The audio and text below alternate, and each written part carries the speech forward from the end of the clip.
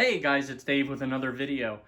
Today I wanted to go over what I guess you could call my bug out bag. I put this bag together with the intention of having an all-inclusive kit that would really come in handy in the event of anything from a natural disaster to a blizzard, a long power outage. I could even just use this bag and take this out with me if on a whim I decided to go out and take a backpacking trip or something like that. It should have everything in there that I would need to really be comfortable throughout the night in most weather.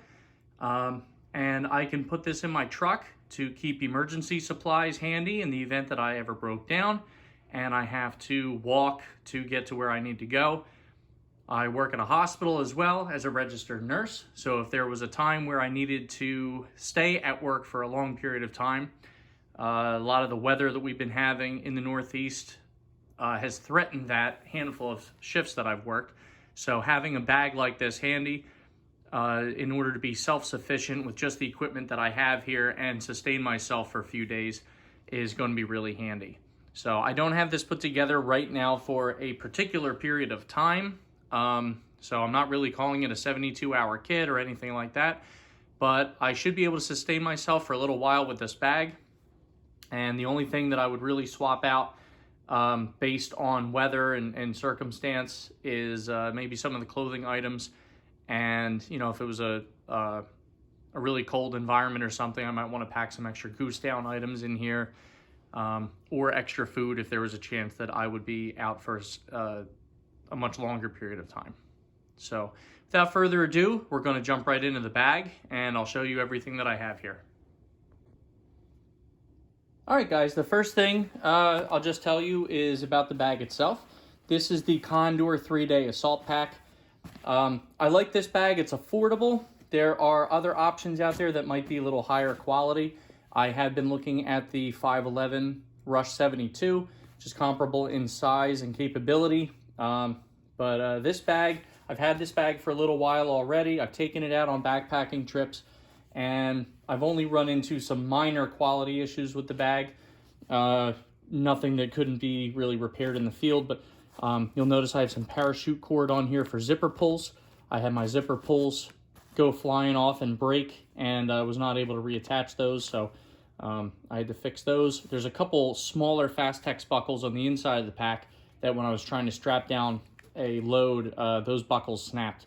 So I'm in the process of getting replacement buckles for the inside. But other than that, the material of the bag itself, the straps and everything, it's super comfortable to carry around. As I mentioned before, I didn't set this bag up for a particular length of time, but I want this bag to sustain me and I want it to be portable. Portability is super important for me. If my truck breaks down and I have to take this bag with me for several miles, I want to be able to do that and not really have it weigh me down. So I don't know the exact weight of this bag. If I had to guess, I'd put it at around 35 pounds. And that gives me a lot of capability, that 35 pounds, without sacrificing mobility. So there's plenty of reviews on this bag. If you want me to do a review just on the bag itself, I'd be happy to do that. You can let me know in the comments section. But really this video, like all my videos, is going to be more about the meat and potatoes, the contents within the kit itself. So the first thing I'll show you in the pouch right here, if you can see in there, you can't really see in there, but I have a 2-liter water bladder that's secured in here, similar to a Camelback bladder.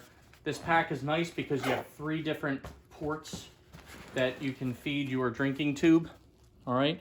So I went with a bladder over a water bottle because it's going to fill up. It's going to hold 2 liters and it's going to stay internal within this pack.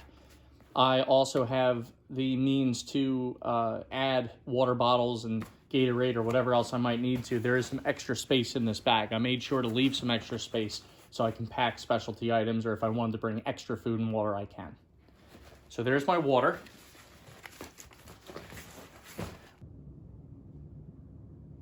Hey guys, coming around to the pocket on the other side of the pack here, this is my cooking compartment. So a couple items that I keep in here. We'll start with my cook kit. This is made by a company called Esbit. And you may have heard of them just because of the Esbit stoves and Esbit fuel tabs. This is a nice aluminum cook set here. Comes with a pot with a lid. I have my Brunton backpacking stove that I keep in here. I keep a mini Bic so that I always have a way to get my cooking started. I've got one Esbit fuel tab, and then this is the stove itself. Just comes in this little mesh bag here. I can open up, show you. Little spot in there for the fuel tab. You see I used this before, and then the pot just sits right on, like on top there, and the handles like that. So this is my cook kit. Everything kind of nests together there. I keep one fuel canister here. Fuel canister goes along with this Brunton stove. And then this is my eating tool. It's also called a hobo tool. This is a fork, spoon, and a knife. Comes apart like this. I have bottle opener and a can opener right there. Corkscrew, so I can bring my survival wine. And it's got a knife blade right there. It's not super sharp, but it's really just meant for cutting and eating, so it would serve that purpose just fine. I like that this packs away the way that it does. Just kind of locks itself together like that. And nice eating tool there. I got that for a couple bucks. You can use your Sea to Summit spork or whatever else. I usually have that in one of my backpacking setups, but this I don't really bring on backpacking trips because it is a little heavy. So I've relocated it to the bug out bag here, and this way I always know that I have an eating option in here, and I don't have to remember to grab my spork from wherever else I have it packed. All right, we're on the back of the pack now, and I just wanted to point out, as you look around the bag here, I don't have anything really lashed to the outside of the pack, just that solar charger so that it can collect sunlight while I'm traveling. But I have some parachute cord loops here with a taut line hitch tied into each one. If I had to create extra space on the inside of my pack, let's say for extra clothing, extra food, water, things like that, I could always lash my tent or sleeping bag or something to the outside of the pack. And I have MOLLE straps here on the bottom that I could do the same thing. But I want to keep my bag as streamlined as possible. You know, for storage purposes, and really just so that when people see the bag, they don't have much of a clue what's in it. So this bottom pouch right here, this is a nice size pouch. On camping trips, I've used it as a tool pouch to hold my saw and things like that. But right now I'm just using it for quick access gear. So I have my rain equipment. I have rain pants here. I have my Stasher jacket from Eastern Mountain Sports. And then just in this zipper pouch right here, I have a set of mechanics gloves. Quick access there if I need to protect my hands. The next pouch we're going to look at is this pleated flat pouch here along the back of the pack. First thing I have is my K-bar knife. This is a full-size K-bar, which has seen plenty of time in the outdoors. It's an awesome bushcraft knife. This is heavy enough that you can chop small trees, you can chop firewood, you can baton the back of this and split down firewood. I just wanted something that was going to be a bomb-proof fixed blade knife that wasn't going to fail me, so I packed my K-bar, and that comes right there in its original leather sheath. The next thing in this pack here, in this pouch, is my food. All right, the way that I have my food packed, it fits nicely right here. And this is just a food bag to demonstrate what I may carry with me in the field. I have a few Knorr pasta sides.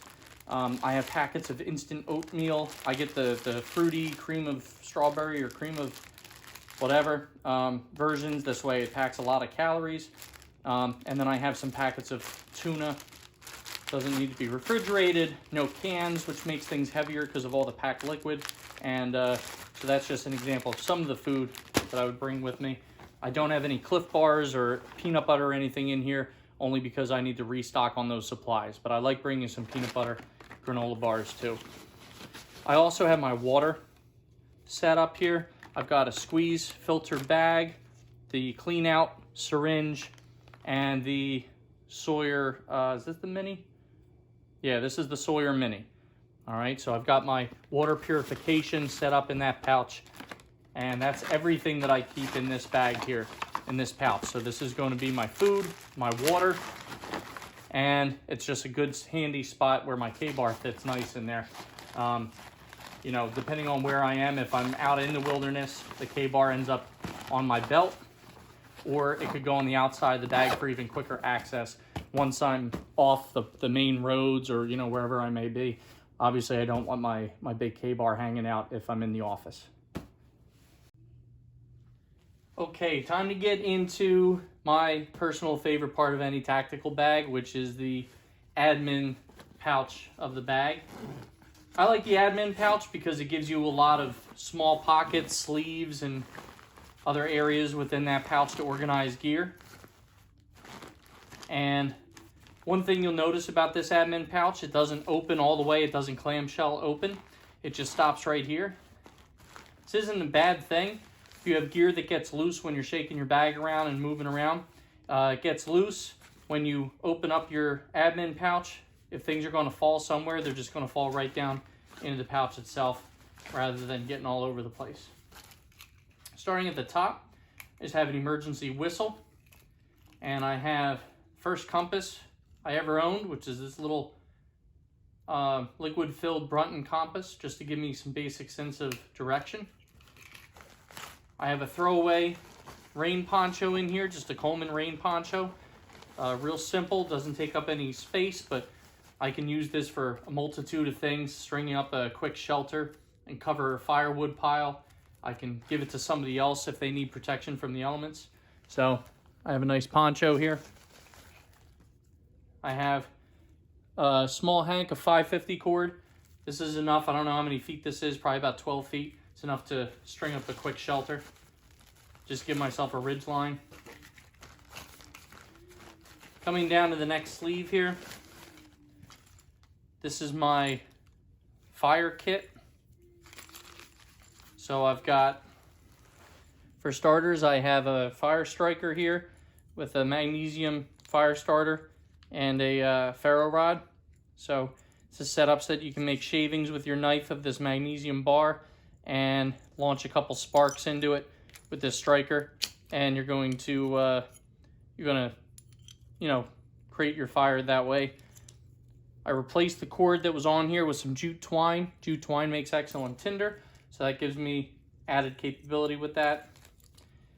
I've just got a couple books of matches in a plastic bag for waterproofing. Vaseline soaked cotton balls as a fire starter. And 2 regular Bic lighters, one wrapped with silver duct tape, one wrapped with black Gorilla tape. So that's my whole fire kit, in addition to whatever other fire making implements I have kind of stored throughout this bag. If you remember, I keep that mini Bic in with my cook set and things like that. I like to have that redundancy there. This is like my navigation signal compartment here. Apparently it's also repair. Keep a couple cable ties, zip ties in there. They're great for repairing a busted out pack strap and making other small repairs. Got a Nikon, just a monocular. It's a 6x15. It looks real nice. So you look through it, it's really clear. And this just gives you some capability for scouting. See at a distance, you can identify threats, identify water sources. And this, in this old compass pouch, this is my Bushnell Backtrack. This is a very simple GPS device, and this will basically allow you to set, I think it's 3 or 4 waypoints. Wherever you're standing, you can set a waypoint, and this, provided the batteries are still good in it, takes a couple AAA batteries, which I do keep extra in here. This will give you an azimuth and a distance to that waypoint, no matter where you are. So if I have to leave my truck somewhere and start hiking away, I can set my truck as a waypoint, for instance, and I will always know where my truck is in relation to myself by using this. So it's just an extra helpful tool in terms of navigating and making sure you don't get lost. Keep that tucked away in there. Next up, in this little tool compartment here, I've got my small backup fixed blade to my K-bar, and I have a cheapo multi-tool. Got this at Walmart for a couple dollars. Spring-loaded pliers, your bottle opener, your file, your knife, fish scaler, things like that. This isn't a good quality multi-tool. Chances are, if I was to have a situation going on where I had to get out of here, one of my other smaller kits, my everyday carry bag or something like that, somewhere I would have my Leatherman. And so that would make the trip with me too. These are just redundant tools. And I don't know the model of this buck knife. It's just a small, maybe a 3-inch blade. Well used, but frequently sharpened, and I kept a good edge on it. I don't know if it's a full tang blade. I suspect it's not. It has this rubberized handle, easy to grip, and it's just a good, sharp backup knife in this nylon sheath here. These buck knives, you don't have to spend a ton of money with buck knives to get a half-decent knife. In this next pocket over here, down here is where I keep all my backup batteries, AA and AAA, and I just have this AM/FM radio. Useful for entertainment, useful to get news stations and information and weather reports and things like that. I don't think this actually has the weather band on it, but in my area, we're near Philadelphia, and we have KYW news radio, which is on AM band, and we can get news updates and weather on that. They replay the weather every so many minutes. Down in the bottom section here, I have my headlamp Velcroed in to ensure that it doesn't get lost or fall out of here. Again, guys, sorry I don't know the model of this particular headlamp, but I love Princeton Tech headlamps. And this one here has your red light, and it also has a white light with several different brightness settings. And then the switch back here locks. It's not a push button, it's a switch, which makes it a lot harder for it to accidentally turn on while it's in your pack. That's a good high quality headlamp, nice and bright. Not sure how many lumens, but it's enough. It'll light up the path ahead of you. And one of the coolest things in here, especially for cold weather situations, this is my Uco Candle Lantern. The Uco Candle Lantern not only gives you 2 sources of light, there's a 9-hour emergency candle in here, and in the wintertime I'll usually make sure I have a couple extra ones of those packed.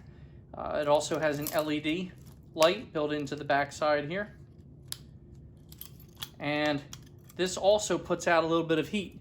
So for instance, right now Texas just went through their big blizzard, and thousands of people without electricity, without heat for a real long time. It's a mess down there. An item like this actually produces enough heat to warm up a small room like a bathroom, and it could mean the difference between freezing or being comfortable throughout the night.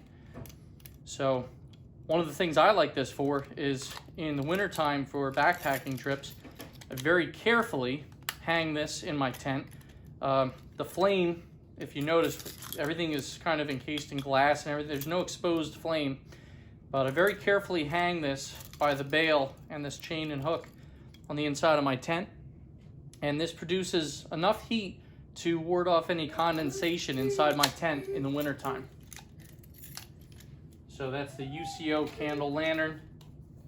And in the bottom of the package here, I just have a couple books of matches so that I always have a way to light it without having to dig around looking for my fire kit in my bag.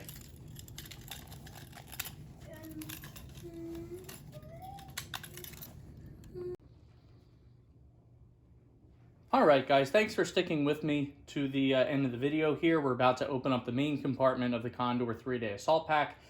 And I just wanted to demonstrate for you that unlike other pockets here, which are designed to really kind of keep things in if you were to open them and they don't clamshell open, this part of the pack does clamshell open all the way, which I really like. And you're able to access, let me move it there so you guys can really see. Good. You're able to access the entire internal system within this pack very easily by by opening it and letting it lay flat like this, okay? So we're gonna get started right here with my shelter components, all right? For this bag here, I've elected to carry the Eureka Silver City sleeping bag. It's a mummy bag, and it is rated for 30 degrees by itself. This bag is not particularly heavy. It's about just a little over 2 pounds. I do not have it compressed, okay? It will compress smaller, but I wanted to leave it uncompressed just in the stuff sack here so that it doesn't lose too much of its loft. I had the space to leave the bag like this, and so I wanted to leave it uncompressed. All right, so this bag here, I've had this bag out on some summertime trips, some late spring, early fall trips. This is a good bag for about 6 months out of the year by itself. You're going to see I have a couple other components in my kit here to increase the warmth of this bag. I didn't opt for a big bulky 0 degree bag because frankly it would take up so much space and it would be unnecessary for a lot of the year. It could be something potentially I could swap out if need be. So the Silver City sleeping bag here, and this is a synthetic bag, which I opted for a synthetic bag versus goose down so that I don't have to worry about moisture, rain, snow, any of the elements screwing with the insulated value of the bag. Next up, I have the Sea to Summit Thermolite Reactor. This is the extreme version of their sleeping bag liners, and I forget exactly how many degrees this is supposed to add of warmth to your bag, but it is significant. This is their warmest liner, and so this paired with this bag should be able to take me into right around freezing, and where I can maintain some comfort in the bag. This isn't a comfort camping kit. This is an emergency kit. And, you know, I may still need to wear quite a few of my layers inside the sleeping bag to stay warm, even with this, but this should keep me alive and let me get some rest so that I can have the energy in the daytime to do what I need to do.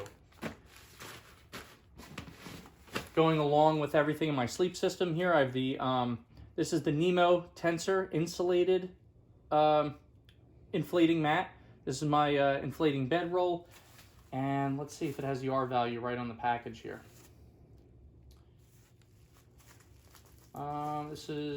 It doesn't say the R value, but it says that it'll take you down to 15 degrees. I've slept on this in the wintertime. This is a nice insulated sleeping pad. It's not as expensive. I forget what I paid for it, but it was probably about half the price of the Thermarest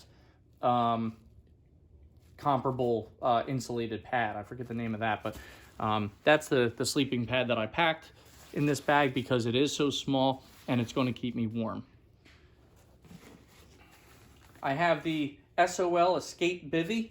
This is a thermal lined bivvy sack that I can put my sleeping bag in with the liner on top of the pad and increase my insulated properties even more. This is a breathable bivvy. There's some great reviews out there on this bivvy sack. If you'd like me to make one, like I say for all my gear, if you don't see it already on my channel, let me know in the comments and I'd be happy to do a review just on this bag. It's wintertime now here in New Jersey. There's snow on the ground. It'd be a great time to get outside and really kind of push this bivvy sack to the extreme and see what the comfort really is. This is going to keep me safe from the elements. This is going to block wind. If I can't set my tent up, this is going to keep water off of me. And it is breathable, and it's going to add quite a bit of warmth to my sleep system here. So the SOL Escape Bivvy. For shelter, I played with different variations of hammocks and tarps and everything. And what I decided to go with inside of this kit was a tent. And so this is the Wenzel Solo, I think it's called the Starlight Hiker.